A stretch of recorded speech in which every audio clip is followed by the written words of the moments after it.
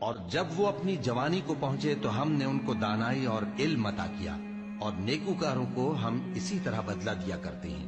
اور جس عورت کے گھر میں وہ رہتے تھے اس نے ان کو اپنی طرف مائل کرنا چاہا اور دروازے بند کر کے کہنے لگی، یوسف جلدی آؤ۔ انہوں نے کہا کہ اللہ پناہ میں رکھے، وہ یعنی تمہارے میاں تو میرے آقا ہیں، انہوں نے مجھے اچھی طرح سے رکھا ہے، میں ایسا ظلم نہیں کر سکتا، بے شک ظالم لوگ فلاح نہیں پائیں گے۔ اور اس عورت نے ان کا قصد کیا اور انہوں نے اس کا قصد کیا۔ اگر وہ اپنے پروردگار کی نشانی نہ دیکھتے تو جو ہوتا سو ہوتا۔ یوں اس لیے کیا گیا کہ ہم ان سے برائی اور بے حیائی کو روک دیں، بے شک وہ ہمارے چنے ہوئے بندوں میں سے تھے۔